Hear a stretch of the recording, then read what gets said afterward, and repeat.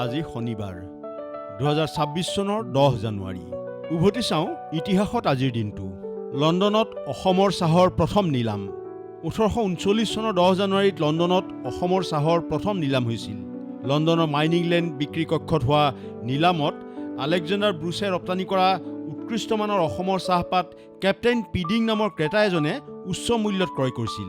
তেতিয়াৰ পৰাই অসমৰ চাহ বিশ্ব বাণিজ্যত সুকীয়া ব্ৰেণ্ড হিচাপে পৰিচিত হয়। ৰঙিয়াত কৃষক বিদ্ৰোহ। 1894 চনৰ 10 জানুৱাৰীত কামৰূপ জিলাৰ ৰঙিয়া থানাত ৰঙিয়া তহচিলৰ হাজাৰ হাজাৰ কৃষক সমবেত হৈ ব্ৰিটিছৰ ভূমিকৰ বৃদ্ধিৰ বিৰুদ্ধে বিক্ষোভ প্ৰদৰ্শন কৰে। ব্ৰিটিছ উপায়ুক্ত MC কেবৰ নিৰ্দেশত আৰক্ষীৰ গুলীচালনাত কেইবাজনো প্ৰতিবাদকাৰীৰ মৃত্যু হৈছিল। ৰাষ্ট্ৰসংঘৰ প্ৰথম সাধাৰণ অধিৱেশন।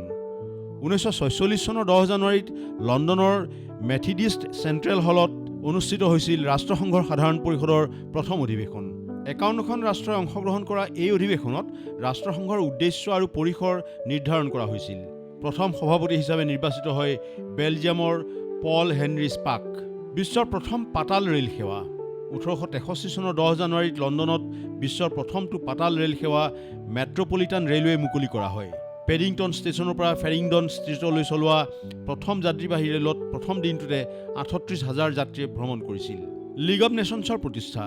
1920 চনৰ 10 জানুৱাৰীত প্ৰথম বিশ্বযুদ্ধৰ অন্তত পেৰিছ শান্তি সন্মিলনত লীগ অৱ নেশ্যন প্ৰতিষ্ঠা কৰা হয়। বিশ্ব শান্তি আৰু আন্তঃৰাষ্ট্ৰীয় সহযোগিতাৰ প্ৰথমটো আন্তঃ চৰকাৰী সংস্থা আছিল লীগ অৱ নেশ্যন। তাছকেণ্ট ঘোষণাপত্ৰত স্বাক্ষৰ। 1965 চনৰ 10 জানুৱাৰীত ভাৰত আৰু পাকিস্তানৰ মাজত তাছকেণ্ট ঘোষণাপত্ৰ স্বাক্ষৰিত হয়। ভাৰতৰ প্ৰধানমন্ত্ৰী লাল বাহাদুৰ শাস্ত্ৰী আৰু পাকিস্তানৰ ৰাষ্ট্ৰপতি মহম্মদ আয়ুব খানে স্বাক্ষৰ কৰা এই চুক্তি অনুসৰি ভাৰত পাক যুদ্ধৰ অন্ত পৰে।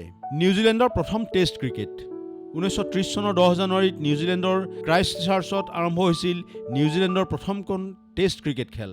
ইংলেণ্ডৰ বিৰুদ্ধে অৱতীৰ্ণ নিউজিলেণ্ড দলটোৰ 11জন খেলুৱৈৰ বাবে এয়া আছিল টেষ্ট অভিষেক। খেলখনত ইংলেণ্ডে 8 উইকেটত জয়লাভ কৰিছিল। কমন চেন্সৰ প্ৰকাশ। 1776 চনৰ 10 জানুৱাৰীত থমাছ পেইনে কমন চেন্স প্ৰকাশ কৰিছিল। ব্ৰিটিছ শাসনৰ পৰা মুক্তিৰ সপক্ষে যুক্তি সমৃদ্ধ 47 পৃষ্ঠাৰ এই পেম্পলেটখন আমেৰিকাৰ স্বাধীনতা যুদ্ধৰ সূচনাত গুৰুত্বপূৰ্ণ ভূমিকা পালন কৰিছিল। 1 লাখ টকীয়া টাটা নেনো মুকলি। 2008 চনৰ 10 জানুৱাৰীত দিল্লীৰ অটো এক্সপ'ত নিম্ন আয়ৰ লোকেও ক্ৰয় কৰিব পৰাকৈ ভাৰতীয় গাড়ী নিৰ্মাতা টাটা মটৰ্ছে নিৰ্মাণ কৰি উলিওৱা বিশ্বৰ সবাতোকৈ সুলভ মূল্যৰ গাড়ী হিচাপে পৰিগণিত 1 লাখ টকীয়া টাটা নেনো গাড়ী মুকলি কৰা হৈছিল। টিনটিন ছিৰিজৰ প্ৰথম প্ৰকাশ। 1929 চনৰ 10 জানুৱাৰীত প্ৰকাশ পাইছিল এডভেঞ্চাৰ্ছ অৱ টিনটিন ছিৰিজৰ প্ৰথমখন comic book Tintin in the land of the Soviets. বেলজিয়ামৰ দৈনিক লে ভিংটিয়েম চিকেলৰ সাপ্তাহিক যুৱ পৰিপূৰক লে পেটিট ভিংটিয়েমত প্ৰকাশ পাইছিল বিশ্বব্যাপী জনপ্ৰিয় এই কমিক ছিৰিজ। জন্ম আৰু মৃত্যু। আজি বাসু চেটাৰ্জীৰ জন্মদিন। 1927 চনৰ 10 জানুৱাৰীত ব্ৰিটিছ ভাৰতৰ আজমেৰত জন্ম হৈছিল চটিচি বাট, চিচ্চোৰ, ৰজনীগন্ধা, খট্টা মিঠা, বাটো বাটোমে আদি বহু জনপ্ৰিয় আৰু মননশীল চলচ্চিত্ৰ নিৰ্মাতা, চিত্ৰনাট্যকাৰ, পৰিচালকজনৰ। মিতালী চৌধুৰীৰ জন্মদিন। 1960 চনৰ 10 জানুৱাৰীত গুৱাহাটীত জন্ম হৈছিল 30খনতকৈ অসমীয়া চলচ্চিত্ৰৰ উপৰিও দূৰদৰ্শনৰ অভিলেখ সৃষ্টিকাৰী ধাৰাবাহিক ৰামায়ণ, হিন্দী বোলছবি আকবৰ দ্য গ্ৰেট, ৱক্ত হামাৰা হে আদিৰ বাবে গীত বাণীবদ্ধ কৰা জনপ্ৰিয় অসমীয়া কণ্ঠশিল্পীগৰাকীৰ। ঋতিক ৰোশনৰ জন্মদিন। 1974 চনৰ 10 জানুৱাৰীত মুম্বাইত জন্ম হৈছিল বলিউডৰ জনপ্ৰিয় তাৰকা অভিনেতাজনৰ। ছেমুৱেল কল্টৰ মৃত্যু। 1862 চনৰ 10 জানুৱাৰীত 47 বছৰ বয়সত আমেৰিকাৰ হাৰ্টফৰ্ডত মৃত্যু হৈছিল ৰিভলভাৰৰ উদ্ভাৱক, পেটেণ্ট, ফায়াৰ আৰ্মছ মেনুফেকচাৰিং কোম্পানীৰ প্ৰতিষ্ঠাতা, মাৰ্কিন উদ্ভাৱক উদ্যোগপতিজনৰ। ইনফৰমেশ্যন ডেস্ক, দেশ টুডে।